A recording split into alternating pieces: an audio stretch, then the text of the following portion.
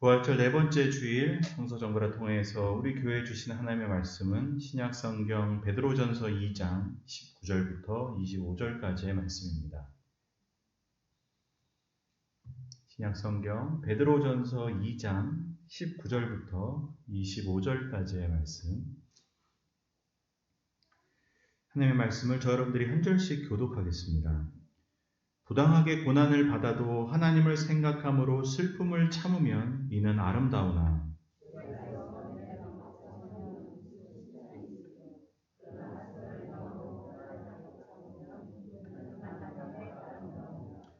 이를 위하여 너희가 부르심을 받았으니 그리스도도 너희를 위하여 고난을 받으사 너희에게 본을 끼쳐 그 자취를 따라오게 하려 하셨느니라.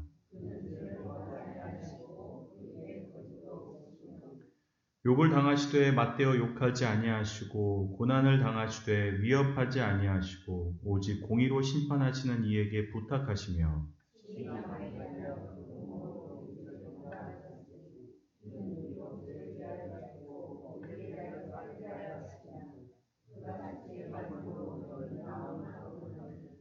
함께 읽겠습니다. 너희가 전에는 양과 같이 길을 잃었더니 이제는 너희 영혼의 목자와 감독 되신 이에게 돌아왔느니라.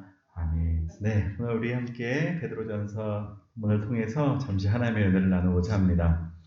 혹시 여러분들 보셨는지 모르겠지만 이 모범택시라는 드라마가 있습니다.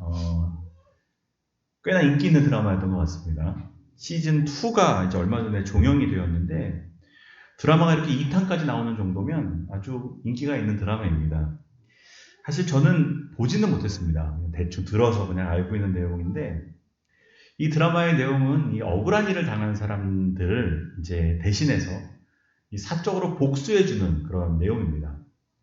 이 드라마 제목처럼 이 드라마 안에는 이 무지개 운수라는 회사가 하나 나오는데 그 회사는 이제 겉으로는 택시 회사처럼 보이지만 이제 진짜 하는 일은 실제로 하는 일은 그 대신 복수해 주는 일을 하는 겁니다.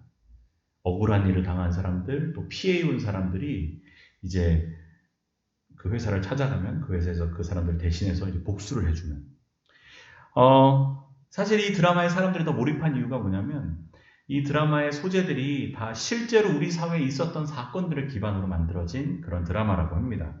작가가 그런 얘기들을 했는데 우리 사회에서 일어났던 그 수많은 사건들, 뭐 노인을 대상으로 사기를 치거나, 뭐 부동산 사기를 치거나, 의료 사고가 나거나, 또 뭐 사이비 종교로 인해 피해를 입거나, 막 이런 사람들이 너무 많지 않습니까? 이제 그 사건들을 실제로 이제 작가가 취재해서 그 작품에 이제 녹여낸 겁니다.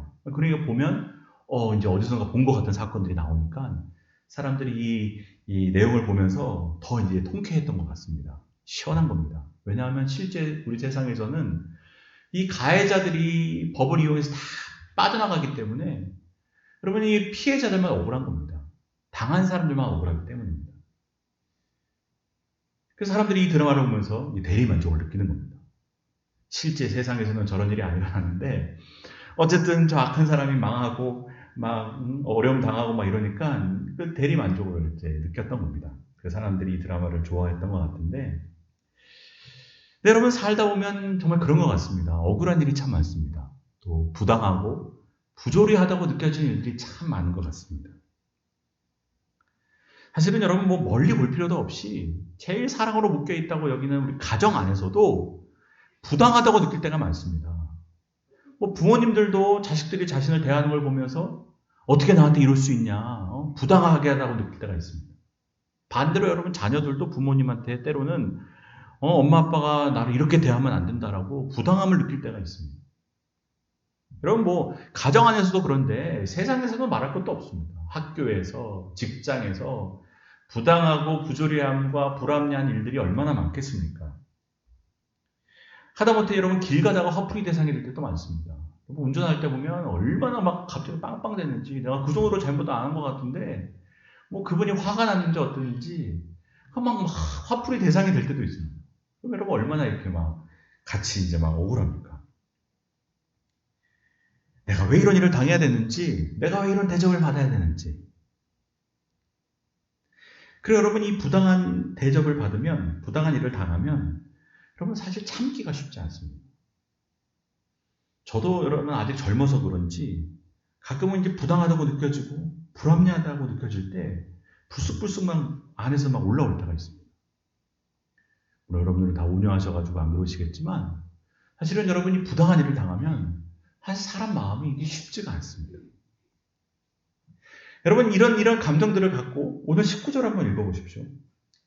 부당하게 고난을 받아도 부당하단 말이 나옵니다. 하나님을 생각함으로 슬픔을 참으면 이는 아름답다. 여러분 이게 무슨 말입니까? 이거 막 고구마처럼 답답한 말씀 아닙니까? 여러분 성경이 우리가 보던 모범택시 같은 드라마처럼 속을 좀 시원하게 해주면 좋을 텐데 여러분 성경은 그런데 관심이 없습니다. 부당하게 고난을 받아도 하나님을 생각함으로 참으면 그게 아름답다는 겁니다. 여러분 이 내용을 좀 더 자세히 이해하기 위해서 그 앞으로 잠깐 넘어가면 18절로 넘어가면 뭐라고 되어 있냐면 사환들아 라고 시작을 합니다. 그러니까 여러분 이 말씀이 누구에게 전해진 말씀이냐면 사환들에게 주어진 말씀입니다. 여러분 마리조와 사환이지 노예입니다. 노예. 당시 로마 시대의 노예들입니다. 여러분 그래서 18절을 읽으면 더 답답해지는 겁니다. 종들아 노예들아 범사의 두려움으로 주인들에게 순종하라는 겁니다. 선하고 관용하는 주인들에게뿐만 아니라 까다로운 주인들에게도 그렇게 하라는 겁니다. 여러분 이게 노예 입장에서 보면 받아들이기 쉽지 않은 말씀입니다. 여러분 이 노예 제도는 우리 인간이 만든 제도 중에 가장 불의한 제도 아니겠습니까? 인간이 인간을 소유물로 삼고 물건으로 삼고 인간 취급도 하지 않고 자기의 필요에 따라 억압하고 착취하는 그런 제도가 이 노예 제도입니다. 인간의 죄악됨을 가장 확실하게 보여주는 제도가 이 노예 제도입니다. 하나님의 창조 질서에 정면으로 반박하는 이 제도, 이 악한 제도. 그런데 여러분 이 본문에서는 사도 베드로가 노예를 부리는 주인들에게 얘기하는 게 아니고 또 이 노예 제도를 비판하는 게 아니고 반대로 까다롭고 악한 주인들을 모시는 노예들, 특별히 크리스찬 노예들, 그리스도인 노예들에게 권면하는 겁니다. 너희들 두려워하는 마음으로 항상 경건한 마음으로 주인들에게 순종하라는 겁니다. 참아내라는 겁니다. 심지어는 악하고 까다로운 주인들에게도 그렇게 하라는 겁니다. 여러분 이건 굉장히 가혹한 권면처럼 들립니다. 여러분 노예들에게 이렇게 가혹한 권면이 어디 있습니까? 우리 생각에 지금 권면을 받아야 될 대상은 노예들이 아니고 악한 주인들입니다. 그 노예를 부리는 까다로운 주인들. 그 악한 주인들에게 그렇게 하면 안 된다라고 책망을 해주든지 아니면 반대로 이 제도를 바꿔야 된다. 이 노예 제도와 같이 악한 제도를 없애야 된다. 여러분 그렇게 말하는 게 정의로운 일 아니겠습니까? 아니 힘없이 당하고 있는 노예들에게 순종하라고 하는 것은 이 악한 제도를 더 고착시키는 것처럼 느껴집니다. 아니 나쁜 것이 있으면 또 고쳐야지. 오히려 더 순종하라고. 이 노예들한테 너무 부당한 일 아닙니까? 여러분 우리가 알다시피 이 베드로라는 인물은 복음서를 보면 원래 그런 사람이었습니다. 부당하고 불의하다고 느껴지면 참지 못하고 불같이 화를 내던 사람입니다. 여러분 우리가 아는 내용대로 예수님께서 자신의 순한 이제 사실을 예고하시는 내용들이 몇 번 나옵니다. 주님이 이제 공생애를 지내시면서 3번 정도 자신의 이제 순한 받을 사실을 이제 예고해 주시는데 내가 이제 앞으로 종교 지도자들에게 붙잡혀서 고난을 받고 십자가에 못 박혀 죽을 거다. 여러분 이 얘기를 할 때마다 베드로가 어떻게 반응했습니까? 불같이 화를 냈습니다. 누가 그런 짓을 합니까? 왜 주님이 그런 부당한 대우를 받아야 됩니까? 주님이 무슨 잘못을 저질렀다고 십자가를 지셔야 되는 겁니까? 그런 일이 어떻게 일어날 수 있습니까? 그런 일이 일어나면 안 되고 그런 일이 일어나더라도 제가 막을 겁니다. 여러분 얼마나 정의로운 사람인지 모릅니다. 이 부당한 대우를 내 스승이 받도록 두지 않겠다는 겁니다.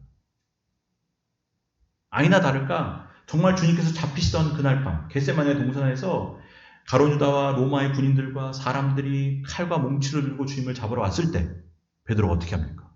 칼을 뽑아냅니다. 당신도 이렇게 하면 안 된다. 우리 스승님이 무슨 죄를 졌다고 이렇게 붙잡혀 가야 되냐. 죄목도 없이, 구속영장도 없고 체포영장도 없이 니들이 뭔데 우리 스승을 데려가냐. 이건 부당한 일이다. 불의한 일이다. 여러분, 이 세상의 부조람에 대해서 칼을 뽑아든 사람이 베드로입니다. 그렇게 불의를 참지 못했던 불같은 사람이 베드로였습니다. 그런데 오늘 본문을 보면 이게 같은 사람인가 싶은 겁니다. 이 완전 정반대 180도 다른 말을 하는 겁니다. 원래 베드로라면 뭐라고 얘기해야 되겠습니까? 너희들아, 부당한 일을 당하면 참으면 안 돼. 가서 얘기해야 돼. 가서 따져야 돼. 정 안 되면 칼이라도 뽑아들어야지. 잘못된 건 바꿔야지. 그게 정의로운 거지. 그렇게 말해야 원래 베드로가 갖고 있었던 이제 모습일 텐데, 근데 오늘 본문은 무슨 일을 당했는지 정반대 얘기를 하는 겁니다. 180도 다른 얘기를 하는 겁니다. 여러분, 우리가 알다시피 베드로가 그렇게 정의를 부르짖으며 칼을 빼들고 저항하다가 어떻게 됐습니까? 철저하게 실패했습니다. 예수님을 3번 부인합니다. 그렇게 부당함과 불의에 저항함으로 칼을 빼들었던 베드로였지만 결정적인 순간 가장 비겁한 사람이 된 겁니다. 아마 자기 스스로도 그렇게 될 거라고 생각하지 못했을 겁니다. 자기는 정의로운 사람인 줄 알았을 겁니다. 근데 자기의 바닥을 만나게 된 겁니다. 선생님을 지키고 세상에 저항하기는커녕 자기 한 몸 지키려고 제일 비겁한 사람이 된 겁니다. 그래서 여러분, 주님께서 이미 베드로에게 그렇게 말씀하셨습니다.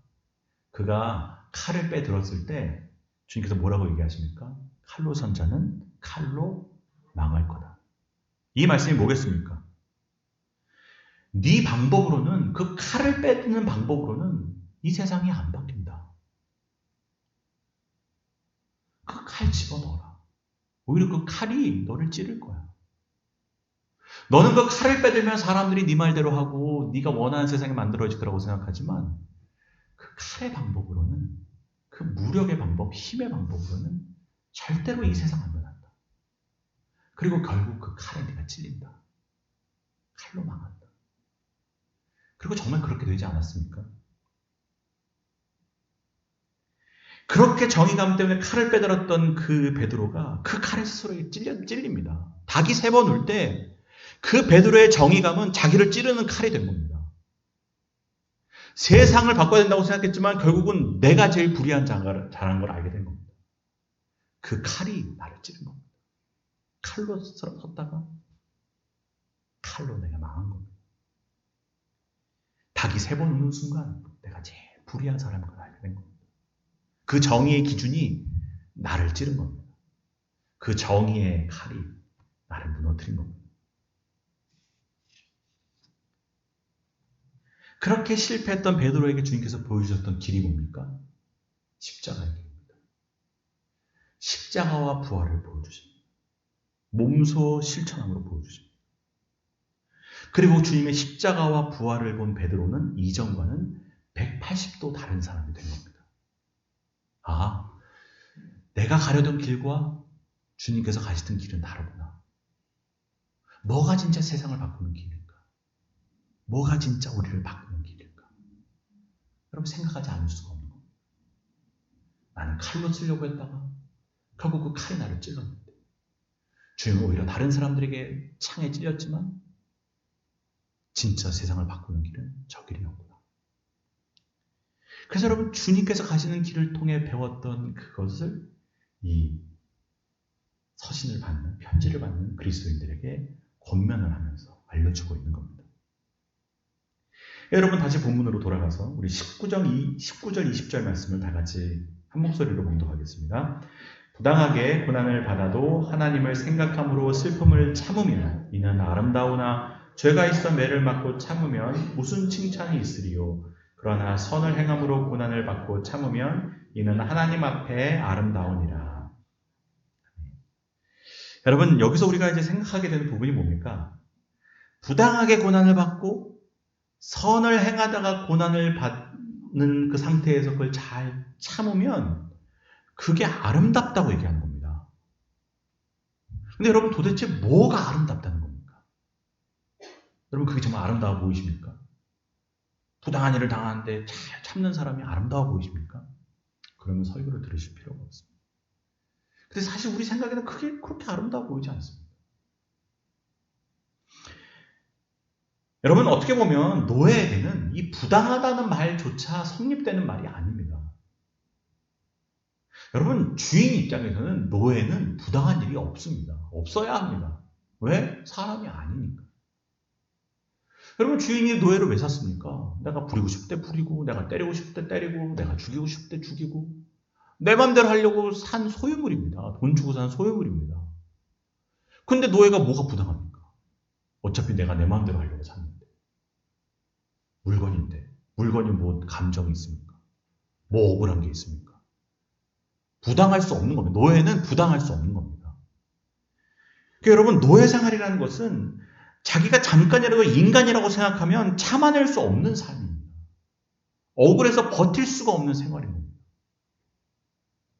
여러분, 뭐 노예 정도는 아닐지 몰라도 우리도 살다 보면 그런 생각들 하지 않습니까? 특히 뭐 회사 생활 하시는 분들, 직장 생활 하시는 분들, 가끔은 회사에서 막 억울한 일을 당하면 자기 스스로에게 뭐라고 얘기합니까? 나는 인간이 아니다. 나는 인간이 아니다. 그래야 참아내는 겁니다. 나는 개다. 나는 개다. 이래야지 참아낼 수 있는 겁니다. 여러분도 그런 적이 없으십니까? 내가 인간이 아니라고 생각해야지 참아낼 수 있는 겁니다. 여러분, 제가 10년 전에 어떤 기사를 봤는데 그 어떤 공장에서 뭐 파업이 있었나 봅니다. 파업이 있다가 이제 다시 어쨌든 이제 조합원들이 파업했던 사람들이 돌아오게 되는데 그 회사에서 돌아오는 조건이 뭐냐면 너희들 조합원들 다시 돌아오려면 공장으로 돌아와서 일을 하려면 나는 개다라는 얘기를 3번 부르짖어야 외쳐야지 돌아올 수 있게 해준 겁니다. 나는 개다. 그 마음으로 일어난 겁니다. 그래서 이제 이슈가 된 적이 있습니다. 근데 여러분, 뭐 노예로 살지 않아도 가끔 우리도 그런 생각을 해야지 살 수 있을 때가 있습니다. 야, 난 인간이 아니지. 사람이 아니지. 여기서 우리가 생각하는 아름다움은 뭡니까? 복수하는 겁니다. 악랄한 사람들이 다 망하는 겁니다. 그게 우리가 생각하는 정의고 아름다움입니다. 뭐 참는 게 뭐가 아름답습니까? 악랄한 주인이 통쾌한 복수를 당해서 무너지고 망해야지. 그게 아름다운 일이지. 근데 여러분 생각해 보십시오. 이런 일들이 잠깐은 사이다처럼 우리 속을 시원하게 해줄지 몰라도 그런다고 해결이 되는 겁니까? 여러분, 그런다고 그 악랄했던 주인이 무너지고 망한다고 사람이 바뀌는 겁니까? 세상이 바뀌는 겁니까? 그것들은 궁극적인 해결은 될 수 없다는 겁니다. 잠깐은 시원할 수 있습니다. 그러나 뭐가 바뀌는 것은 아니라는 겁니다. 여러분, 우리가 현실에서 경험하는 것들이 뭡니까? 갑질하던 사람이 사라지면 또 다른 사람이 와서 갑질하는 겁니다. 아니, 갑질을 당하던 사람이 그 자리에 올라가면 또 갑질하는 사람이 되는 겁니다. 그러기가 쉽습니다. 내가 당한 대로 너도 당해보라는 겁니다. 나도 이렇게 고생했는데 니들도 고생해야 된다는 겁니다. 여러분, 세상이 다 그렇지. 뭐 갑질하는 사람 하나 사라진다고 그 사람이 복수를 받아가지고 무너진다고 뭐 세상이 바뀌는 겁니까? 사람이 바뀌는 겁니까? 여러분, 우리가 사는 시대에 노예제도는 이제 없습니다. 이제 우리가 사는 세상에서는 노예제도를 찾아볼 수 없지만, 그러나 진정한 의미에서 사람이 사람을 부리고 싶어하는 마음이 사라진 겁니까? 차별하는 마음이 사라질 겁니까? 제도는 사라졌지만, 법은 사라졌지만, 그러나 여러분, 우리 마음에는 여전히 사람을 부리고자 하는 마음이 있습니다. 내가 우월하다는 생각이 있습니다. 내가 저 사람보다는 위에 있다는 생각이 있습니다. 제도가 없어졌다고 사람이 변한 게 아닙니다. 우리의 이 악한 본성은 그대로 남아있는 겁니다. 여러분, 그래서 법을 더 정교하게 만들고 법을 더 엄격하게 만들고 제도를 수정하고 수많은 노력들을 하고 막 시스템을 바꾸지만, 그렇게 우리들이 노력하고 있고 또 노력을 해야 하지만, 그러나 이것이 사람의 마음과 사람의 본성을 바꾸지는 못한다는 겁니다. 여러분, 사람 자체가 바뀌지 않는 이상 어떤 제도와 사법제도를 바꿔도 여러분, 그건 한계가 있을 수밖에 없다는 겁니다. 제도로는 못 바꾸는 겁니다. 제도는 바꾸지만 사람은 못 바꿉니다. 여러분, 성경이 말하는 건 뭡니까? 성경은 사람을 바꾸는 이야기입니다. 그 마음과 중심과 본성을 바꾸는 이야기입니다. 그래서 여러분, 사람을 바꾸는 힘을 얘기하고 있는데, 그 사람을 바꾸는 힘이 뭐냐? 그게 사랑과 은혜라는 겁니다. 우리의 죄된 모성, 악한 마음을 바꿀 수 있는 것은 폭포수와 같은 은혜가 우리 가운데 흘러들어야 우리가 바뀔 수 있다는 겁니다. 앞도 앞서 없을 정도의 사랑이 우리 가운데 임해야 우리가 바뀐다는 겁니다. 그래야 바꿀 수 있다는 겁니다. 사람은 절대로 힘과 무력과 때리고 체벌해가지고 바꿀 수 있는 존재가 아니라는 겁니다. 인간을 바꾸는 힘은 은혜이고 사랑이라는 겁니다. 그래서 여러분, 예수님은 악을 악으로 갚지 않으신 겁니다. 끝까지 참고 끝까지 사랑하신 겁니다. 주님께서 이 세상에 있는 자기 사람들을 사랑하시되 끝까지 사랑하시니라. 왜? 그거밖에는 길이 없습니까? 사랑만이, 은혜만이 사람을 바꾸는 유일한 능력이니까. 우리가 읽은 19절, 20절 두 절의 말씀에서 두 번 반복돼 나오는 이 아름답다는 말. 이 아름답다는 단어가 헬라어로, 원어로 카리스입니다. 여러분, 이 카리스는 아시는 분은 아시겠지만 보통 성경에서 은혜와 은총으로 번역되는 단어입니다. 그래서 여러분, 이 번역을 다시 하면 이는 은혜입니다. 하나님 앞에서 은혜입니다. 은혜라는 말입니다. 다시 말해, 우리가 부당한 일을 끝까지 참음으로 하나님의 은혜를 이 땅에 드러내야 된다는 겁니다. 은혜를 보여줘야 된다는 겁니다. 주인은 무력으로 뭔가를 하려고 하지만 너는 은혜가 진짜 힘을 보여주라는 겁니다. 세상은 힘을 갖고 세상을 변화시킬 수 있다고 믿지만 우리는 예수님의 길, 은혜의 길이 세상을 바꿀 수 있다고 믿기에 너의 은혜의 길을 보여주라는 겁니다. 이것이 하나님의 은혜니라. 복수를 말하는 이 세상, 힘을 말하는 이 세상, 보복을 말하는 이 세상에서 우리는 하나님의 은혜를 드러내는 사람들이 되어야 한다는 겁니다. 여러분, 사람들이 할 수 있는 것은 그저 법을 만들고 제도를 고치는 정도입니다. 물론 여러분, 이런 노력들이 의미 없다는 건 아닙니다. 해야 됩니다. 그러나 그리스도인들은 최소한 거기서 더 나가야 된다는 겁니다. 그것이 뭡니까? 이 세상의 길보다 더 높은 길로 가야 된다는 겁니다. 은혜의 길, 사랑의 길이라. 여러분, 하나님께서 힘을 갖고 세상을 변화시키려고 하셨으면 하실 수 있는 것이 많습니다. 여러분, 힘을 갖고 사람들이 변화된다면 하나님께서 뭐하러 독생자를 보내셨겠습니까? 뭐하러 예수님이 이 땅에 오셔서 굳이 어렵게 십자가 지시고 굳이 어렵게 돌아가셨습니까? 그럴 필요가 없습니다. 하나님이 있는 자리에서 그냥 힘으로 다 심판해 버리시면 됩니다. 무섭게 하고 심판하고 때려가지고 변화시킬 수 있었다면 주님께서 하실 수 있는 길이 얼마나 많았겠습니까? 그러나 주님이 택하신 길은 사랑의 길이라는 겁니다. 하나님이 세상을 이처럼 사랑하사 독생자를 주셨으니 있는 자를 믿는 자마다 멸망치 않고 영생을 얻게 하려 하십니다. 사랑의 길이라는 겁니다. 그리고 그 이어지는 말씀입니까? 하나님께서 독생자를 이 땅에 보내주심은 세상을 심판하려 하심이 아니라는 겁니다. 심판의 길이 아니라는 겁니다. 그 아들로 말미암아 세상에 구원을 받게 하려 하십니다. 주님께서 택하신 구원의 길은 사랑과 은혜의 길이라는 겁니다. 세상을 심판하려 하심이 아닙니다. 여러분, 부당하다고 하면 예수님께서 당하신 부당함보다 더 부당한 고난이 어디 있겠습니까? 여러분, 오늘 22절부터 쭉 보면 그 내용이 나옵니다. 그는 죄를 범하지 아니하셨고 그 입에는 거짓말도 해보시지 않은 분인데 이분이 욕을 당하시되 맞대어 욕하지 않으셨다. 나 억울하다고 말하지 않으시고, 욕하는 사람에게 같이 욕하지 않으시고, 고난을 당하실 때 위협하지 않으시고, 그러셨다는 거예요. 심지어 24절에 친히 나무에 달려 그 몸으로 자신의 죄가 아니라 우리의 죄를 담당하셨어요. 억울한 겁니다. 부당해 보이는 길 가신 겁니다. 이 부당하고 불합리하고 부조리한 길을 걸어가셔서 우리를 구원하신 겁니다. 왜? 그 사랑과 은혜의 길 외에는 다른 방법이 없습니까? 오직 이 길만이 인간을 회복시키고 변화시키는 길이니까. 그래서 주님은 끝까지 사랑하셨고 십자가에서 그 사랑을 완성하셔서 우리에게 새로운 생명과 우리에게 새로운 삶을 주신 줄로 믿습니다. 여러분, 우리가 다 그 은혜를 경험한 사람들 아닙니까? 그 은혜 때문에 여기 있는 사람들 아닙니까? 여러분, 베드로가 경험한 겁니다. 그 물밀듯이 밀려오는 그 사랑과 은혜가 자신을 변화시킴을 스스로 경험한 겁니다. 그래서 여러분, 이 서신서를 쓰는 겁니다. 아, 사랑이 변화시키는 거구나. 은혜가 변화시키는 거구나.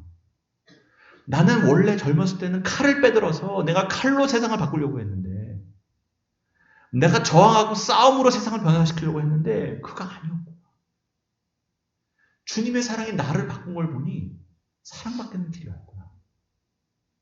예전에는 돌을 세상으로 던졌습니다. 세상을 향해 부조리하다고 얘기했습니다. 그러나 주님을 만나고 보니 바뀌어야 될 게 누굽니까? 나입니다. 내가 변화해야 되는 겁니다.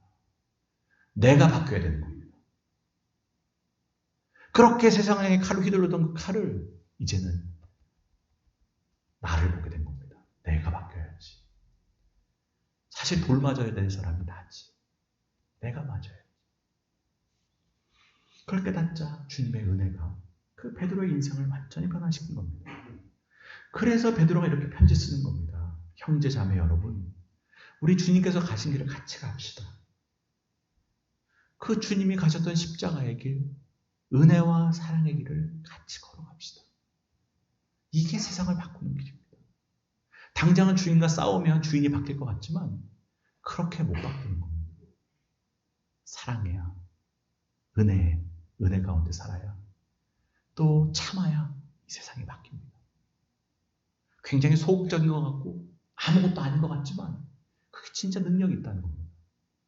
여러분, 진짜 로마가 어떻게 됐습니까? 여러분, 결국 로마가 여러분 기독교로 인해 바뀐 겁니다. 교회로 인해 바뀐 겁니다. 참고 억울한 일을 당하고 부당한 일을 당했지만 주님의 은혜를 드러냈던 그 수많은 그리스도인들을 통해서 세상이 바뀐 겁니다. 변화된 겁니다.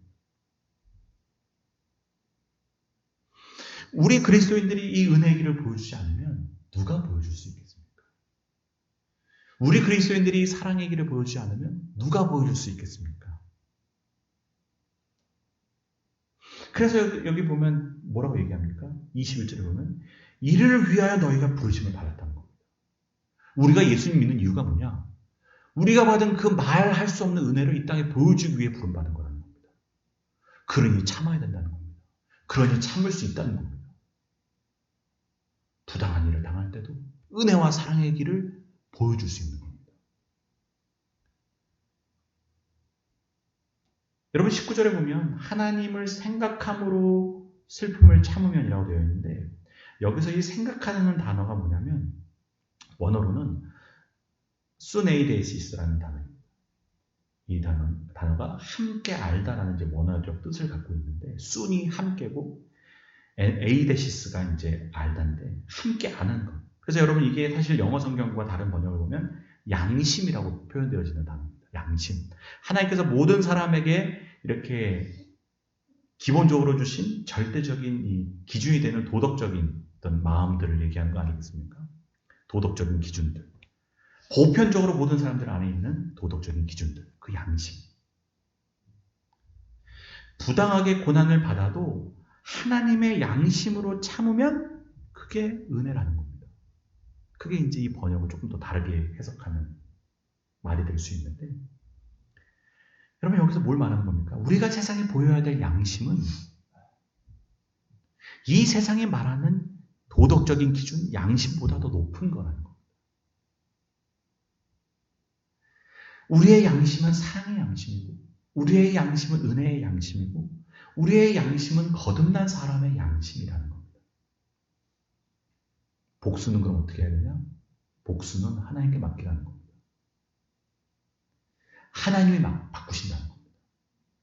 복수하시는 분도 하나님이시고 변화시키시는 분도 하나님이시니 너는 은혜를 보이고 그것으로 나머지는 하나님께 맡기라는 겁니다. 너는 사랑을 보여주고 나머지는 하나님께 맡기라는 겁니다. 왜? 그건 우리의 역할이 아니라는 겁니다. 우리의 역할은 어디까지냐? 은혜를 보여주는 것, 사랑을 보여주는 것, 거기까지가 우리의 역할이라는 겁니다. 하나님의 정의를 믿으라는 겁니다. 정의로우신 하나님의 심판을 믿으라는 겁니다. 심판은 하나님이 하실 테니 옳고 그러면 내가 나눌 테니 너는 이 땅에서 은혜와 사랑의 양심을 갖고 살라는 겁니다. 그래서 여러분 예수님도 어떻게 하신 겁니까? 23절에 보면 욕당하시되 맞도 욕하지 않으시고 고난당하시되 위협하지 않으시고 오직 공의로 심판하시는 이에게 부탁하십니다. 예수님도 맡기셨다. 예수님도 자신이 결정을 내지 않으시고 주님은 은혜를 보여주시고 사랑을 보여주심으로 자기 일을 완수하신 겁니다. 나머지 심판과 또 나머지 변화는 하나님께서 하실 거라는 겁니다. 여러분 예수님도 그렇게 하셨을 텐데 우리도 그렇게 해야 되지 않겠습니까? 내가 판단할 필요가 없고 내가 결정할 필요가 없고 내가 옳고 기름을 나눌 필요가 없습니다. 그냥 보복은 하나님께 맡기라는 겁니다. 변화는 하나님께 맡기라는 겁니다. 그래서 우리를 속상하게 하는 사람을 만날 때에도 그래도 은혜의 눈길로 바라보려고 노력하고 우리를 핍박하지만 사랑하고 비난해도 되갚지 말고 우리가 받은 그 하나님의 은혜를 사람들에게 보여주는 것, 나눠주는 것. 이것이 악을 물리치고 사람을 바꾸고 세상을 바꾸는 길인 줄로 믿습니다. 여러분 우리가 세상을 향해 세상으로부터 들어야 될 얘기는 다른 게 아닙니다. 어떻게 이런 나를 사랑해 주시지? 어떻게 저 사람은 나한테 저렇게 한결같지? 어떻게 나에게 이런 은혜를 베풀어 주지? 사실 우리가 주님께 드리는 질문들 아니겠습니까? 주님 어떻게 이런 나를 사랑해 주십니까? 어떻게 나한테 이렇게 한결같으십니까? 우리가 받은 그 은혜의 질문들을 세상으로부터 받을 수 있는 사람들이 돼야 된다는 겁니다. 야, 어떻게 저 사람은 저러지? 나는 저렇게 했는데 저 사람은 왜 웃지? 나는 저렇게 했는데 왜 저 사람은 나에게 보복하지 않지? 그 질문을 갖게 해야 되는 것이 우리의 그리스도인들이 걸어가야 될 길이라는 겁니다. 아니 그러다가 언제 세상 바꿉니까? 어느 세월에도 달라집니까? 빨리빨리 힘으로 하면 좋지. 뭐 그렇게 가야 됩니까? 근데 여러분 이거 바뀌는 길이 없는 겁니다. 여러분 힘으로 하고 사람을 때리고 그러면 바뀝니까? 심판하면 달라지는 겁니까? 여러분 애초에 그건 안 되는 길인 겁니다. 뭔가 빨리 효과가 나는 것 같아도 그거는 안 되는 길이라는 겁니다. 안 되는 길을 가느니 오래 걸리더라도 되는 길을 가자는 겁니다. 그게 사랑의 길이고 그게 은혜의 길이라는 겁니다. 우리가 알아야 되는 것은 여러분 복음서로 보면 주님도 제자들이 다 바뀌는 모습을 끝까지 보지 못하고 올라가셨습니다. 여러분 그걸 기억하셔야 됩니다. 주님이 3년 동안 제자들을 데리고 다녔지만 주님도 승천하시기 전까지 제자들이 완전히 변하는 모습을 보지 못하고 가셨습니다. 그런데 여러분 제자들이 그럼 예수님은 실패한 겁니까? 제자들은 안 변한 겁니까? 아닙니다. 우리가 사도행전을 보면 알지 않습니까? 제자들이 분명히 변합니다. 제자들의 삶을 통해서 사랑과 은혜의 길이 열매 맺는 길임을 성경에 보여주는 겁니다. 물론 예수님도 그거를 보지 못하고 승천하셨지만 그러나 그 길은 되는 길이라는 겁니다. 은혜와 사랑의 길은 반드시 열매를 맺는다는 겁니다. 여러분 우리가 변화를 볼 필요도 없습니다. 우리가 변화를 확인하지 않으면 어떻습니까? 우리는 씨를 뿌리는 겁니다. 사랑의 씨를 뿌리고 은혜의 씨를 뿌리면 반드시 하나님께서 변화되게 하시는 겁니다. 열매 맺게 하시는 겁니다. 여러분 우리가 뭐 대단한 일 하는 건 아닙니다. 주님께 받은 사랑 나누는 겁니다. 우리가 뭐 특별한 일 하는 거 아닙니다. 주님께서 가신 길 그냥 따라 걷는 겁니다. 우리 가운데 주님보다 더 부당한 일을 당할 수 있는 사람이 어디 있으며 주님보다 더 억울해할 수 있는 사람이 어디 있겠습니까? 우리가 봤듯이 주님은 정말 억울한 일을 많이 당하셨고 부당한 일을 당하셨지만 주님은 그 사랑의 길을 택하여 걸어가신 겁니다. 그래서 우리가 산 겁니다. 주님이 이 길을 걸어가셔서 주님이 그 부당함을 당하시지만 참아내셔서 우리가 살았다는 겁니다. 그게 24절, 25절입니다. 그가 채찍에 맞음으로 너희가 나음을 얻었나니 너희가 전에는 양과 같이 길을 잃었지만 이제는 주님께서 걸어가신 그 사랑과 은혜의 길, 그가 참으시고 부당한 일을 당하시고 억울한 일을 당하셨지만 끝까지 사랑으로 승리하시고 은혜로 승리하시고 오래 참으로 승리하셔서 너가 영혼의 목자와 감독되신 이에게 돌아올 수 있게 된 거다. 우리가 그 큰 은혜와 사랑을 받았다면 우리도 그 사랑을 나눠줘야 되지 않겠냐. 이를 위하여 우리가 부르심을 받았나니. 여러분, 이 은혜를 세상에 나타내려면 우리 스스로가 이 은혜에 깊이 잠겨 살아야 됩니다. 여러분, 그 은혜가 우리 안에 넘쳐야지 우리가 참을 수 있습니다. 그 사랑을 전할 수 있습니다. 나타낼 수 있습니다. 그래서 여러분의 마음에 은혜가 고갈되지 않기를 원합니다. 늘 은혜로 충만하시기를 바랍니다. 은혜로 풍성하시기를 바랍니다. 그래야 여러분 은혜가 흘러가는 겁니다.